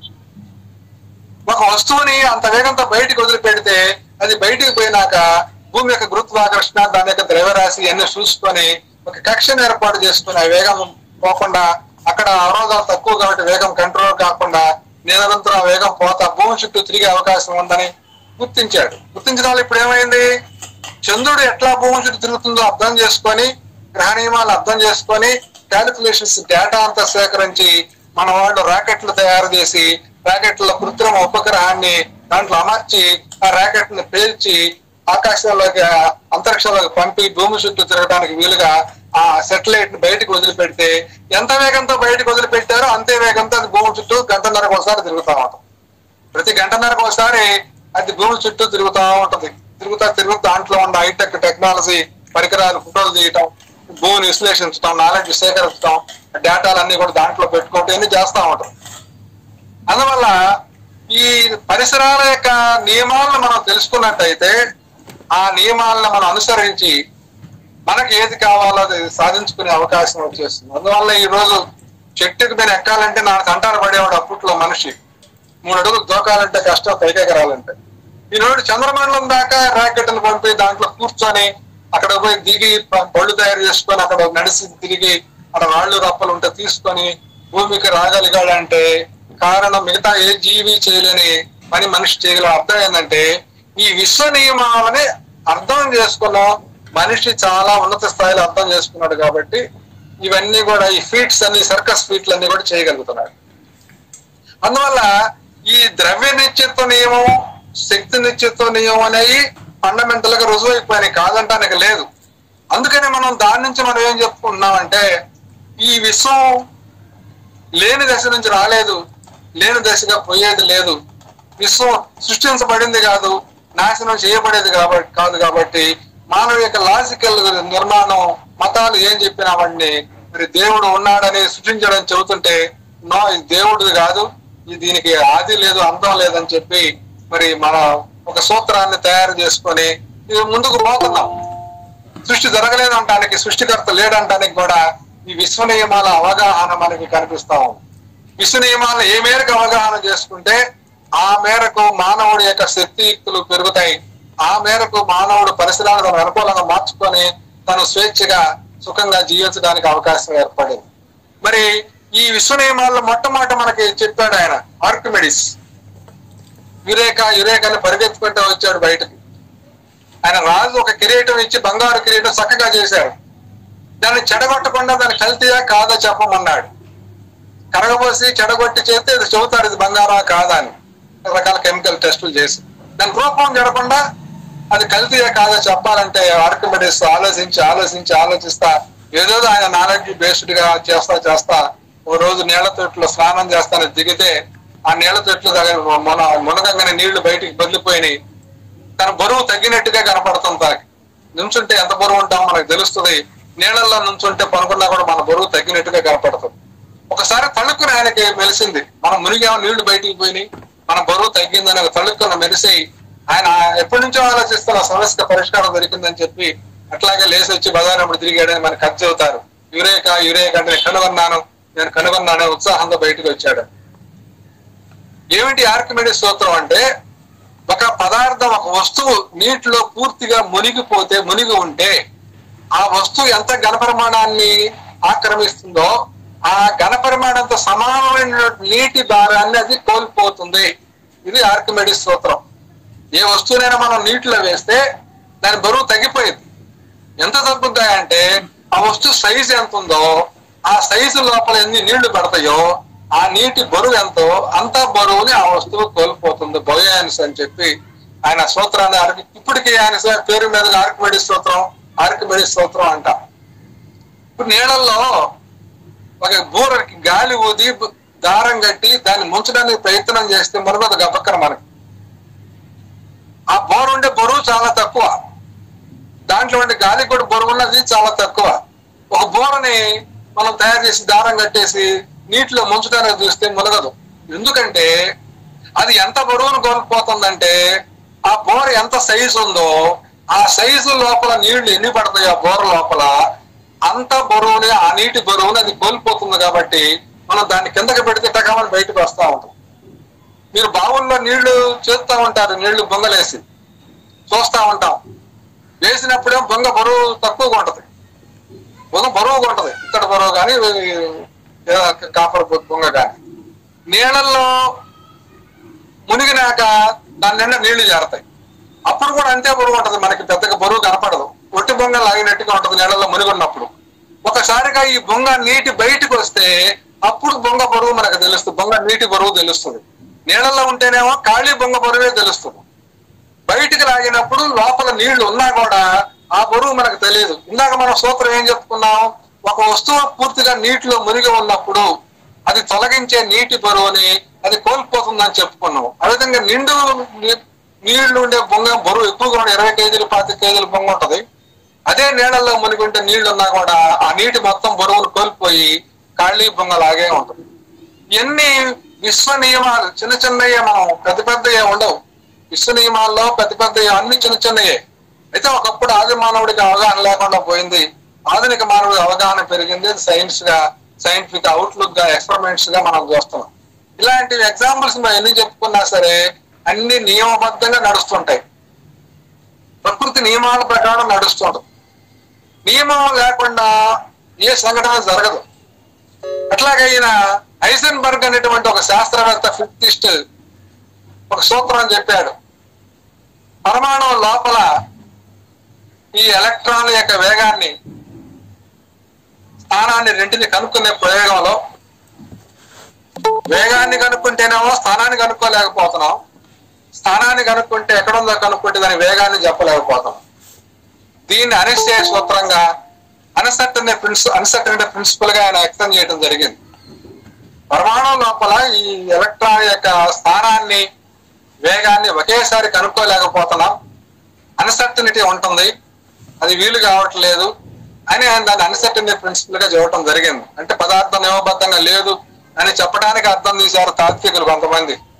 ఎంఎన్ రాయ్ లాంటి వాళ్ళు దానికి శాస్త్రవేత్తలు చెప్పిన దాన్ని చెప్పారు. ఏం చెప్పారంటే, పరమాణువు లోపల ఎలక్ట్రాన్లు ఉంటాయి, ఆ ఎలక్ట్రాన్ ని మనం గమనించాలంటే దాని మీద కొంత రేడియేషన్ ని, ఒక కాంతి శక్తిని దాంట్లో వదలాలి, దాని మీద వదలాలి. అది తగిలి మళ్ళీ బయటికి మనకు వస్తే అప్పుడు దాన్ని, స్థానాన్ని, వేగాన్ని గుర్తించగలుగుతాము. ఎప్పుడైతే ఈ బయట నుంచి అది చాలా సూక్ష్మ కణం, అది మనం ఇంకో సూక్ష్మ కణాన్ని దాని మీద పడేటట్టు చేసి వెనక్కి స్టడీ చేయకపోతే మన పడినప్పుడే దాని స్థానం చెదిరిపోతా ఉంది, దాని వేగం స్థానం చెదిరిపోతా ఉంది. అంటే మనం దేని ద్వారా కనుక్కోవడానికి ప్రయత్నం చేస్తున్నామో ఆ ప్రక్రియ ద్వారానే కదిలి దాని స్థానాన్ని కనుక్కోలేకపోతున్నాం, రెండు ఒకసారి కనుక్కోలేకపోతున్నాము. కానీ వేగాన్ని కనుక్కోవచ్చు, స్థానాన్ని కనుక్కోవచ్చు, రెంటిని ఒకేసారి మాత్రం కనుక్కోలేని కారణం ఇది అని చెప్పి, ఒక రేడియేషన్, మనం టార్చ్ లైట్ వేసి ఒక వస్తువును చూస్తాం చీకట్లో, ఈ టార్చ్ లైట్ కిరణాలు లైట్ ఆడ పడి రిఫ్లెక్ట్ అయి మన కంటిలో పడాలి. మన టార్చ్ లైట్ వేయగానే దానికి బెదిరిపోయే వస్తువు పక్కకు పోతే ఇక మనం వెతకలేము. అంటే మనం దేన్నైతే కనుక్కోవడానికి వాడే పరికరం యొక్క స్వభావాన్ని బట్టి అది జరిగిపోతుంది. కాబట్టి ఈ అన్సర్టనిటీ ప్రిన్సిపల్ కూడా ఈ భౌతిక రియాలిటీ, వాస్తవికత ఆధారంగానే నియమబద్ధంగా నడుస్తుంది, దాంట్లో మార్మికం ఏమీ లేదని చెప్పి చాలా మంది శాస్త్రవేత్తలు, ఫిలాసఫర్స్ కూడా చెప్పడం జరిగింది. అందువల్ల చిన్న సంఘటన కూడా అకారణంగా జరగదు. ఐన్స్టీన్ కూడా ఏది అకారణంగా దానికి కారణం ఉంటుంది. చిన్న సంఘటన కావచ్చు, పెద్ద సంఘటన కావచ్చు, ప్రతి దానికి ఒక కారణం ఉంటుంది అని చెప్పి శాస్త్రవేత్తలందరూ ఆమోదించారు. అందువల్ల అకారణంగా ఏది జరగదు కాబట్టి, అంతా కార్యకారణబద్ధంగా జరుగుతుంది కాబట్టి ఈ విశ్వం యొక్క నడవడికలో దీన్ని ప్రేరేపించేటువంటి భౌతికేతర, రసాయనేతర, జీవేతర, శక్తియేతర శక్తి, దేవుడు లాంటి శక్తి, సర్వశక్తివంతుడు అనేవాడు ఉండే అవకాశం లేదని కూడా మనం కొట్టిపారేయడానికి కారణం ఇదే. కార్యకారణ సంబంధంతో ఈ సంఘటనలు జరుగుతాయి కానీ ఈ భౌతిక పదార్థం ఒకదాని ఒకటి కారణం చూపించుకుంటుంది. మనం వాటర్ పదార్థాలు పోస్తాం, వర్షం పడుతుంది, బండ్ల మీద నీళ్లు పడతాయి, మధ్యాహ్నానికి సూర్యకాంతి వచ్చి ఎండ వస్తే నీళ్ళన్నీ ఆవిరైపోతాయి. అంటే అర్థమైంది, వాటర్ మీద సూర్యకాంతి ప్రభావం, ఎండ వేడి ప్రభావం పడి ఆవిరైపోయింది. ఈ విశ్వంలో ప్రతిదీ ఇంకొక దాని చేత ప్రభావితం అవుతుంటుంది. విశ్వంలో ప్రతిదీ ఇంకొక దాని చేత ప్రభావితం అవుతుంటుంది. ఇప్పుడు మనకి భూమి చుట్టూ ఏముంది, మనం రైలు పట్టాలు లేవు, రోడ్డు లేదు, కానీ సూర్యుడి చుట్టూ తిరుగుతానే ఉంది. సూర్యుడేమో గెలాక్సీ కేంద్రం చుట్టూ తిరుగుతున్నాడు. ఆ సూర్యుడిని గడితే మనం తిరుగుతున్నాం, సూర్యుడి చుట్టూ తిరుగుతాం, మన చుట్టూ చంద్రుడు తిరుగుతున్నాడు.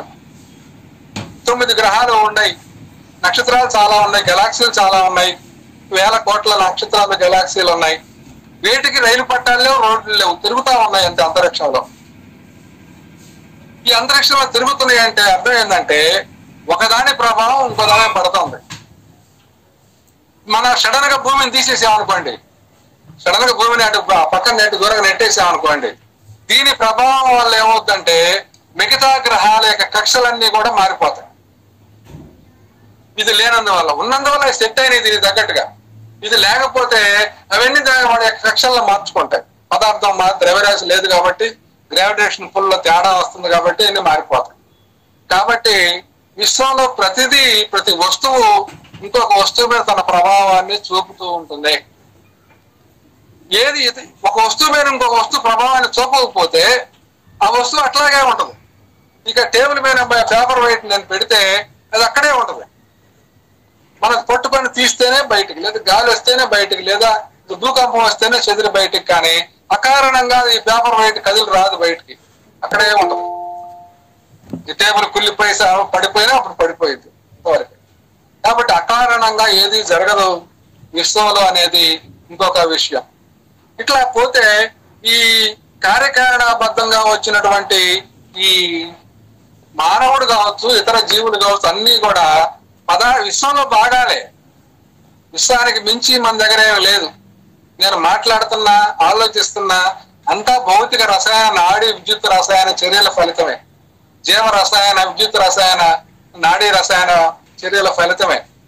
చుట్టూ ఉన్న విశ్వంలో పరిసరాల్లో ఏవైతే ఉన్నాయో మూలకాలు అవే ఉన్నాయి. 30-40 మూలకాలతో మనం తయారయ్యి అవే ఉన్నాయి.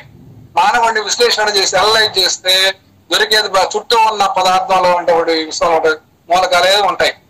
కొత్తది ప్రత్యేక జీవ మూలకం అనేది లేదు, అన్ని భౌతిక రసాయన పదార్థాలే. కాకపోతే నేను ఇందాక చెప్పినట్టుగా మన స్ట్రక్చర్ ఇలా తయారైంది, మన బ్రెయిన్ స్ట్రక్చర్ ఎలా ఉంది కాబట్టి మనం ఆలోచించగలుగుతున్నాం. క్షేమ బ్రెయిన్ అట్లా ఉంది కాబట్టి అట్లా ఆలోచిస్తుంది, గుర్రానికి బ్రెయిన్ అట్లా ఉంది కాబట్టి అట్లా ఆలోచిస్తుంది. మన బ్రెయిన్ యొక్క స్ట్రక్చర్ ని బట్టి మనం ఆలోచిస్తాం. కాబట్టి ఉన్న పదార్థం అంతా అదే, చుట్టూ విశ్వంలో ఉన్న పదార్థమే జీవ పదార్థంగా మారిపోయి పరిణామాలు అనేక జీవజాతులు వచ్చినాయి, మానవుడు వచ్చాడు. కాబట్టి మానవుడు దేని నేపథ్యం నుంచి వచ్చాడంటే నియమబద్ధంగా నడిచేటువంటి విశ్వ పదార్థం యొక్క నేపథ్యంలో ఆయా పదార్థం పరిణామం చెందగా మనిషి జీవులతో పాటు మనిషి జీవులు చివరి దశగా మానవుడు వచ్చాడు. కాబట్టి మనిషి కూడా నియమబద్ధుడే అని చెప్పి ఒక ఫండమెంటల్ రూల్ బయాలజీలో. మనిషి కూడా నియమబద్ధుడే.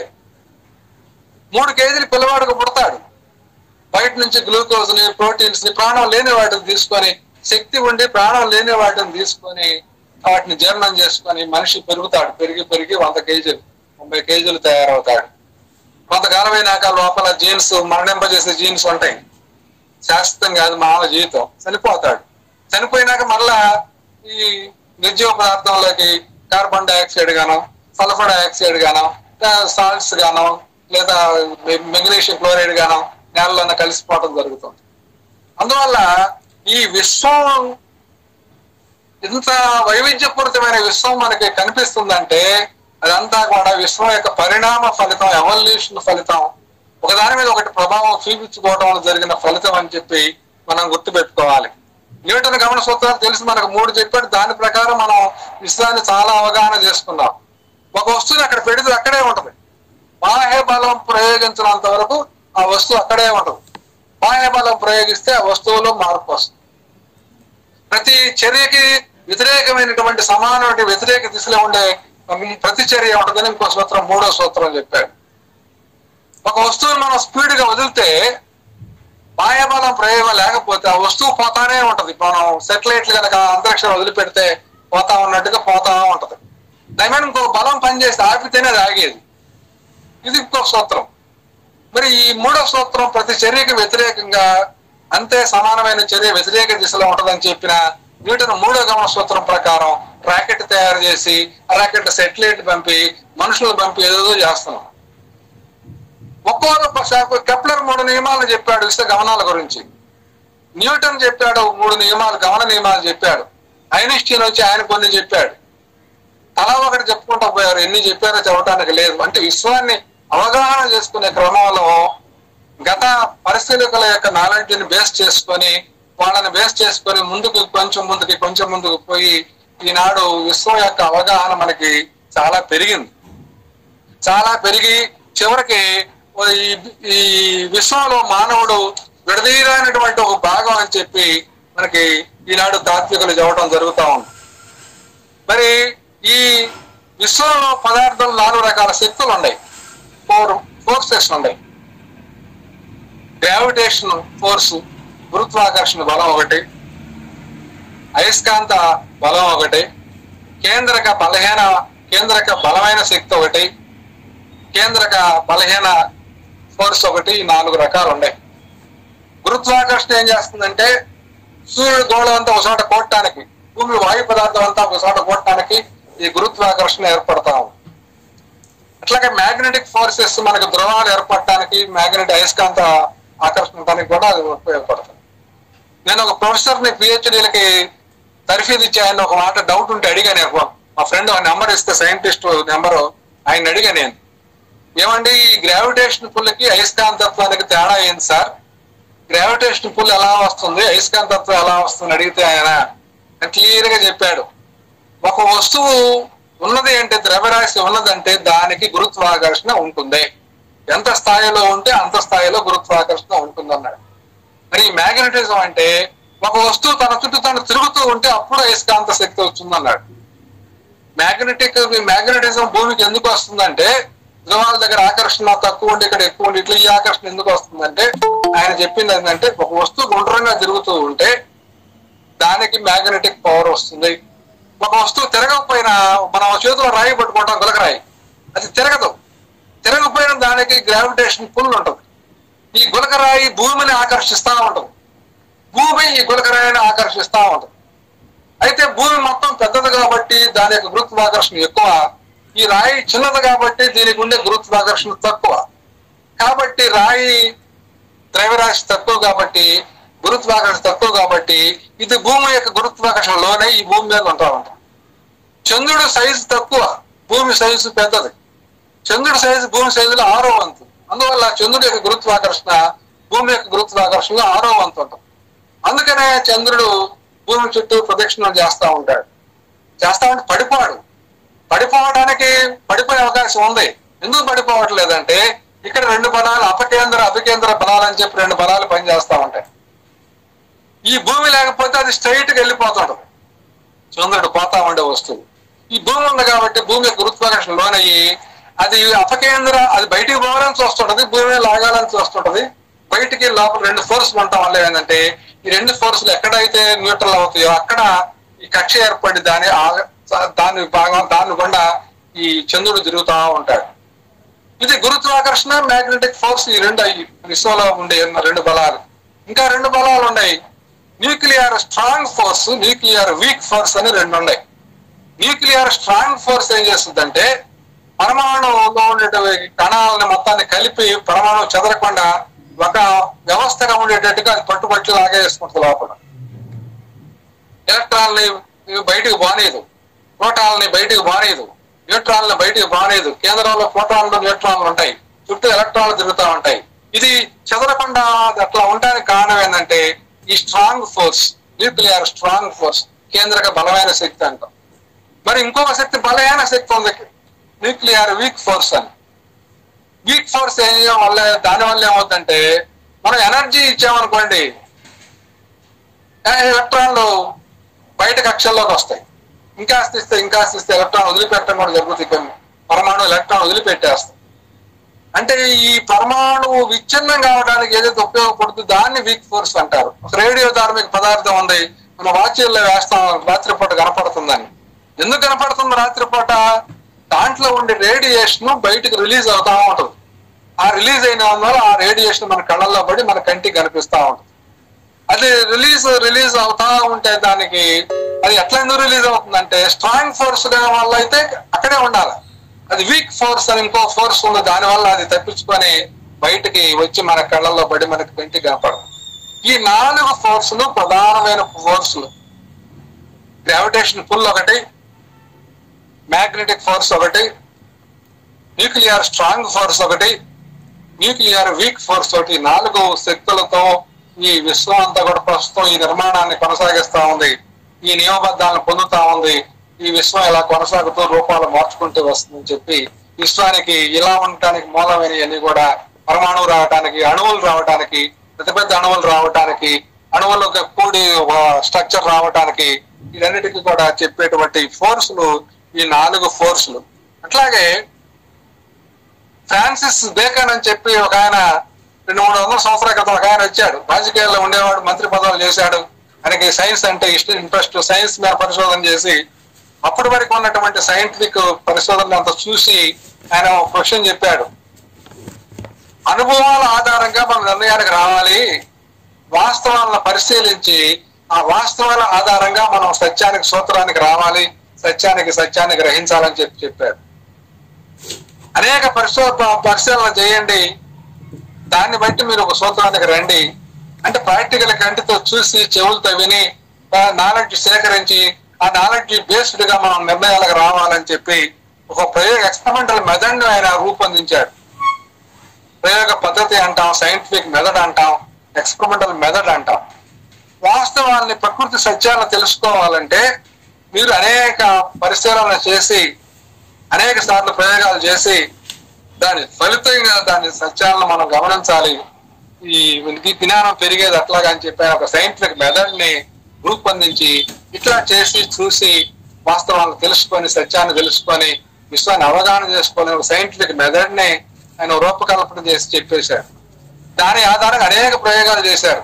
అన్ని ప్రయోగాలే, ప్రతిదీ మనం కూడా చేయొచ్చు. చాలా ప్రయోగాలు కూర్చొని శాస్త్రవేత్తలు చేసినవి మరలా చేయొచ్చు.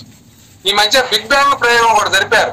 ఒక 27 కిలోమీటర్ల సొరంగం ఒక గొట్టం ఒకటి తయారు చేసి నేలలో పెట్టేసి దాంట్లో ఈ ఫోటాన్ల స్పీడ్ పెంచేసి, కాంతి స్పీడ్ దాకా పెంచేసి, దగ్గర దాకా పెంచేసి ఒకదానికి ఒక డీకొనేటెడ్ చేశారు.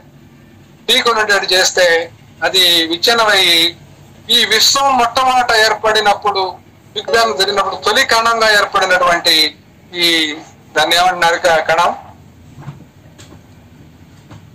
పేరు మీదుగా బిగ్ బ్యాంగ్ తొలి కణం బోసాన్ హిగ్స్ బోసాన్ అని చెప్పి స్టాండర్డ్ నమూనా ఇచ్చారు ఈ విశ్వానికి. ఆ స్టాండర్డ్ నమూనాలో 16 రకాల కణాలు ఉంటాయి, మూల కణాలు అని చెప్పి గుర్తించారు. గుర్తించి ఒక్కొక్కదాన్ని పట్టుకుంటా వచ్చారు. ఈ హిగ్స్ బోసాన్ కణాన్ని 64-66లో ఆయన శాస్త్రవేత్త ఆయన చెప్పాడు. హిగ్స్ అనేటువంటి శాస్త్రవేత్త పేరు అది. ఆయన ఒక స్టడీ చేసి క్యాలిక్యులేట్ చేసి హిగ్స్ బోసాన్ అనే కణం ఒకటి ఉంటుందని చెప్పి దాని ద్రవ్యరాశి ఇంత, దాని ఇది ఇంత, దాని లక్షణం ఇది, దాని నుంచే ఈ మూల కణాలన్నీ కూడా వచ్చినాయి, మిగతా కణాలన్నీ వచ్చినాయి, ద్రవ్యరాశిని ఇస్తుంది దానికి అని చెప్పి ఆయన అంచనా వేసి ఉందని చెప్పాడు. ఆయన కనుక్కోవాలా, థియరిటికల్ గా చెప్పాడు.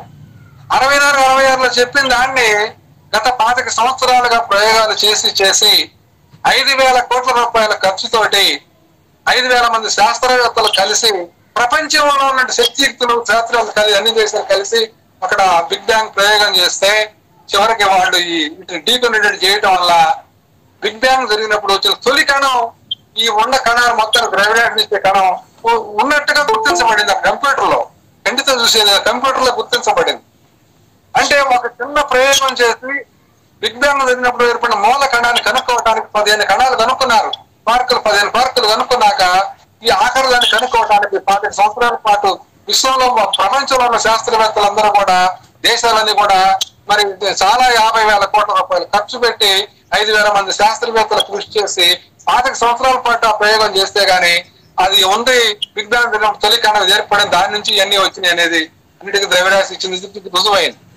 అంటే ఈ సైంటిఫిక్ మెథడ్ ప్రయోగ పద్ధతి ఏ స్థాయికి పోయిందో మనం గమనించాలి. అలా ఈ ప్రయోగ పద్ధతి ద్వారానే మనం ప్రకృతిని గమనిస్తామే గాని ఏదో కళ్ళు మూసుకొని ధ్యానాలు చేసి లేదా ఇంకొకటి చేసి ఈ ప్రకృతిలో ఉన్న వాస్తవాలను సత్యాలను తెలుసుకొని చేసేది ఏమి లేదు. ఏదో ఊహించి నిరాధారంగా ఊహించి పరమ సత్యాలుగా భావించేటువంటి ఆ మత గ్రంథాల్లో రాయబడ్డవి కూడా సత్యాలు అంటానికి లేదు. ఈ రోజు మనం ప్రయోగాలు చేసి మత గ్రంథాల్లో చెప్పినవన్నీ కూడా అసత్యాలుగా నిరూపించే అవకాశం వచ్చేస్తుంది. ఏమి చెప్పారు సైంటిఫిక్ విషయం గురించి వాళ్ళు ఏం చెప్పినన్ని కూడా తప్పులు అయిపోయాయి. అన్ని తప్పులు అయిపోయి మరి గత ఈ 500-600 సంవత్సరాలుగా 1000 సంవత్సరాలుగా రోజర్ బేకన్ అని 1920లో ఒక ఆయన పుట్టాడు. రోజర్ బేకన్ 1920లో, అంటే 800 సంవత్సరాల క్రితం వాడు పుట్టాడు. ఆయనతో మొదలైంది ఈ పునర్వికాసం అని చెప్పి మనకు పునర్వికాస చరిత్రలో చెబుతుంటారు. ఆయన అనేక రకాల సబ్జెక్టుల్లో విషయ పరిశోధన చేసి అనేక వాస్తవాలు తెలిసి అనేక బాధలు పడి అనేక ఇబ్బందులు పడి ఆయన శిక్షలు అనుభవించి ఒక కొత్త విషయాలను చెప్పాడు. అక్కడి నుంచి కోపర్నికస్ రావటం, తర్వాత మళ్ళీ కెప్లర్ రావటం, గెలీలియో రావటం, తర్వాత డార్విన్ వచ్చి జీవ పరిణామ సిద్ధాంతాలు చదవటం, మరి ఐన్స్టీన్ వచ్చి సాపేక్ష సిద్ధాంతాన్ని చదవటం, తర్వాత స్టీఫెన్ హాకింగ్ లాంటి వాళ్ళు. ఇది క్రమంగా ఈ 800 సంవత్సరాలుగా యూరోప్ లో పునర్వికాసం వచ్చి సైన్స్ పెరిగి సైన్స్ సూత్రాలు తెలిసి విశ్వ నియమాలు తెలుసుకొని విశ్వ అవగాహన చేసుకొని మరి అటు సైంటిఫిక్ అవుట్లుక్ ని పెంచుకొని రేషనలిస్ట్ థాట్ ప్రాసెస్ కి వచ్చి హ్యూమనిస్ట్ లైఫ్ స్టైల్స్ కి వచ్చి మత గ్రంథాల యొక్క వాటి తప్పులు ఉన్నాయని చెప్పి మత గ్రంథాలను పక్కన పెట్టేసి ఈ విశ్వం యొక్క వాస్తవిక అవగాహనని చేసుకునేదానికి అవగాహన విశ్వం యొక్క మొత్తాన్ని మనకు అనుకూలంగా మార్చుకోవడానికి మనం స్వేచ్ఛను పొందటానికి ఈ విశ్వ నియమాలను అవగాహన చేసుకోవడం ద్వారా సాధ్యమైంది. అనేక విశ్వ నియమాలు నేను చెప్పడానికి లేదు. ప్రతి మానవుడు ప్రాక్టికల్ చేసే ప్రతి దాంట్లో కూడా నియమాలు ఉంటాయి. నియమబద్ధంగానే చేస్తాం ఏ పని చేసినా.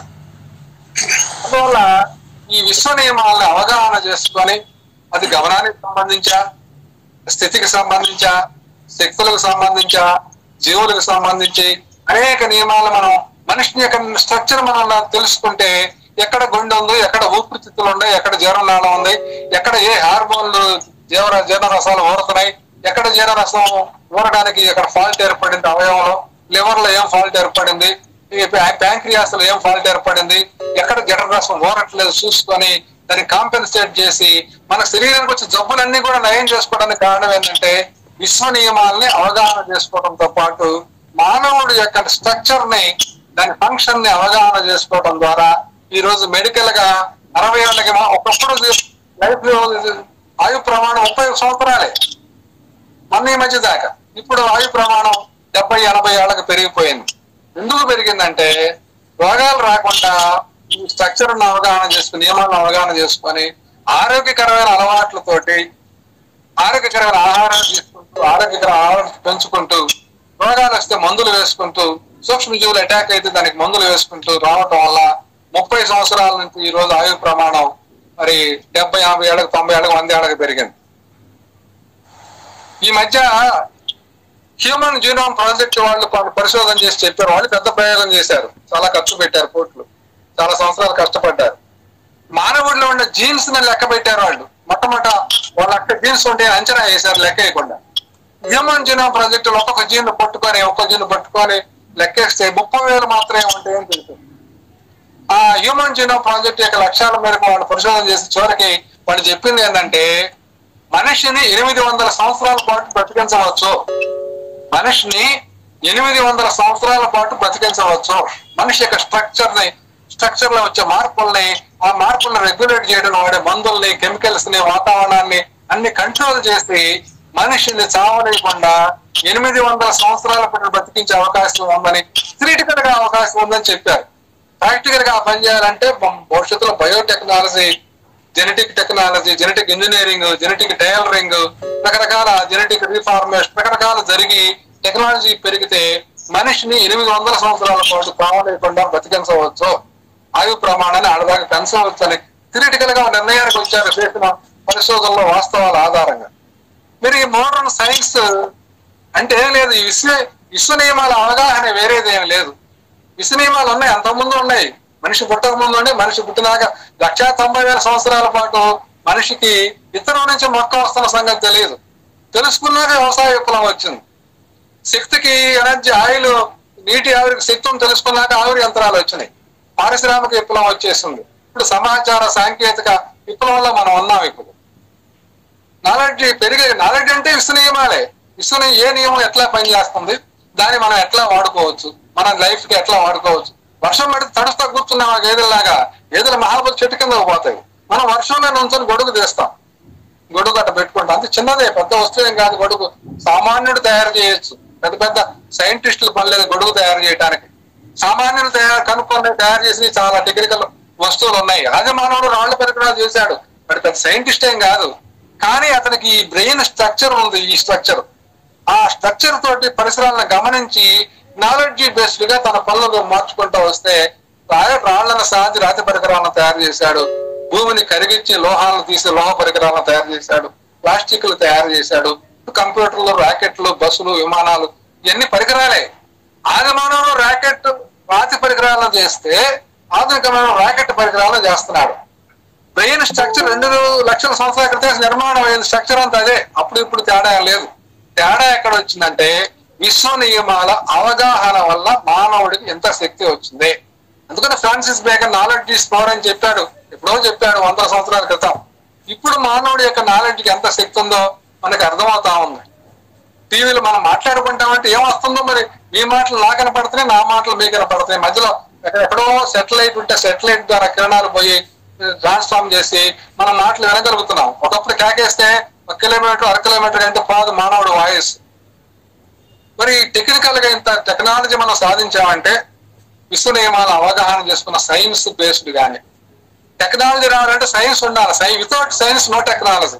జాగ్రత్త గమనించండి, without science no technology, without scientific outlook no technological development. అందువల్ల సైన్స్ ని అవగాహన చేసుకొని, సైంటిఫిక్ అవుట్లుక్ ని చేసుకొని, సైంటిఫిక్ ఫిలాసఫీ, సైన్స్ బేస్డ్ గా ఫిలాసఫీ రావాలి, మానవ జీవన పద్ధతికి రావాలి సైన్స్ బేస్డ్ గా. అచ్చంగా టెక్నాలజీని వాడుకుంటూ బాంబులు వేస్తూ, చంపుకుంటూ, కొరుక్కుంటూ, రాళ్లు వేసుకుంటూ, విమానాలు వేసుకుంటూ, బిల్డింగ్ల నాశనం చేసుకుంటూ, యుద్ధాలు చేసుకుంటూ ఉంటాం కాదు. అది టెక్నాలజీ దుర్వినియోగం. అది టెక్నాలజీని దుర్వినియోగం చేయడం వల్ల యుద్ధాల ద్వారా ఈ బాంబులు, ఆట బాంబులు వేసి ఇళ్లను కొల్లగొట్టుకుంటున్నారు. కానీ జీవన విధానం సైంటిఫిక్ అవుట్లుక్, సైన్స్ బేస్డ్ గా, సైన్స్ అండర్స్టాండింగ్ బేస్డ్ గా లైఫ్ స్టైల్ జీవన విధానం ఉన్నట్టయితే, జీవన తత్వాన్ని రూపొందించుకుంటే, టెక్నాలజీని సద్వినియోగం చేసుకొని దుర్వినియోగం చేయకుండా మానవ అభివృద్ధికి ఈ సైన్స్ ని, టెక్నాలజీని వాడే అవకాశం ఉంటుంది. కాబట్టి సైన్స్ బేస్డ్ గా టెక్నాలజీ వచ్చింది. కాబట్టి ఈ టెక్నాలజీ సద్వినియోగం చేసుకోవాలంటే సైన్స్ బేస్డ్ గా వచ్చేటువంటి సైంటిఫిక్ ఫిలాసఫీని, జీవన తత్వాన్ని అవగాహన చేసుకుని అందరూ మనుషులే. జపాన్ మీద బాంబు వేయాల్సిన పని వాళ్ళు మనుషులే కదా, పాకిస్తాన్ తో యుద్ధం చేయాల్సిన పని వాళ్ళు మనుషులే కదా, రష్యాలో ఉన్న మనుషులు, యుక్రెయిన్ లో ఉన్న మనుషులే కదా. మనుషుల మధ్య ఇంత భీకర యుద్ధాలు జరగాల్సిన, ప్రాణహానితోటి జరగాల్సిన అవసరం ఏముందని చెప్పి అందరూ మనుషులుగా కలిసిమెలిసి జీవిద్దాం, పరస్పర సహకారంతో జీవిద్దామనేటువంటి ఒక లైఫ్ స్టాండ్స్ కి రావడానికి సైన్స్ నియమాలు, సైన్స్ సూత్రాల ద్వారా విశ్వ నియమాలను అవగాహన చేసుకొని మనుషులందరూ ఒకటే అని గుర్తించి మనుషుల మధ్య పరస్పర సహకార సంబంధాలతోటి అందరూ కలిసిమెలిసి జీవించే స్థితికి పోయినప్పుడు మాత్రమే మానవాభివృద్ధి సాధ్యమవుతుంది. లేకపోయినట్టయితే రష్యాలో భవనాలు యుక్రెయిన్ వాళ్ళు పడగొట్టి, యుక్రెయిన్ భవనాలు రష్యా వాళ్ళు పడగొడితే, రష్యా వాళ్ళు ఆటం బాంబులు, అణు బాంబుల్ని అమెరికా మీద వేస్తే, వాళ్ళు వేస్తే వాళ్ళతో పాటు మనం కూడా అందరూ భూమండలం మీద ఉన్నటువంటి చుట్టూ ఉన్న మనుషులందరూ చనిపోయే అవకాశం ఉంటుంది. అందులో టెక్నాలజీలో గొప్పలు చెప్పుకోవడం కాదు, సైన్స్ ని ఏ మేరకు అర్థం చేసుకున్నాము, విశ్వ నియమాలను ఏ మేరకు అర్థం చేసుకున్నాము, దాన్ని మన జీవన విధానం మెరుగుదల కోసం, మానవాభివృద్ధి కోసం, మానవ సంక్షేమం కోసం, మానవ స్వేచ్ఛ కోసం ఈ విధంగా వాడుకోవాలి, సద్వినియోగం చేసుకున్న దాన్ని కూడా. అందువల్ల ఫిలాసఫీ ఆఫ్ లైఫ్ ను కూడా ఈ సైంటిఫిక్ బేసిస్ గా మనం పొందాల్సిన అవసరం ఉంది. మరి చాలా విషయాలు ఉంటాయి, వదిలిపెట్టి అన్ని చెప్పలేకపోవచ్చు. దీంతో నేను ముగిస్తాను. మన మిత్రులు మాట్లాడిన తర్వాత మళ్ళా డౌట్స్ ఉన్నా అందరం కలిసి చెప్పడానికి అవకాశం ఉంటుంది. Thank you very much sir. Meduri గారు ఒక విశ్వ నియమాలు, హేతువాదం అనేటువంటి విషయం మీద చాలా సుదీర్ఘంగా, చాలా చక్కనైనటువంటి ఎగ్జాంపుల్స్ తో కూడా వారు చెప్పడం అనేటువంటి జరిగింది. నిజానికి విశ్వానికి ఆది అంతం అనేటువంటిది లేనే లేదు. అది అనాది. అది ఎప్పటి నుండి ఉన్నది, ఎక్కడి వరకు ఉంటుంది అనేటువంటిది మనము ఇదమిదంగా చెప్పడానికి సాధ్యం కాదు. అంతేకాకుండా విశ్వం అనేటువంటిది నిత్య పరిణామశీలమైనటువంటిది. కాబట్టి పదార్థం అనేటువంటిది శక్తిగా, శక్తి పదార్థంగా మారుతుందని ఆయన చెప్పడం జరిగింది. కాబట్టి ముఖ్యంగా 4 గురుత్వాకర్షణ సిద్ధాంతాలు, రెండవది అయస్కాంత సిద్ధాంతము, తర్వాత కేంద్రక బలహీనమైనటువంటి శక్తుల గురించినటువంటి విశ్లేషణ వారు చేశారు. కాబట్టి ఈ విశ్వ నియమాలన్నింటినీ మనము తీసుకొని వాటిని జీవిత తత్వానికి అన్వయించుకున్నప్పుడే సైన్స్ కు సార్థకత, అదే మానవవాదం అనబడుతుంది అనేటువంటి విషయాన్ని నేను మీ అందరికీ మీ దృష్టికి తీసుకురావడం జరుగుతుంది. ఇప్పుడు డాక్టర్ గుమ్మా వీరన్న గారు ఈ విషయం పైన ఏదైనా 5 నిమిషాల నుంచి 10 నిమిషాల వరకు మాట్లాడితే బాగుంటుంది సార్.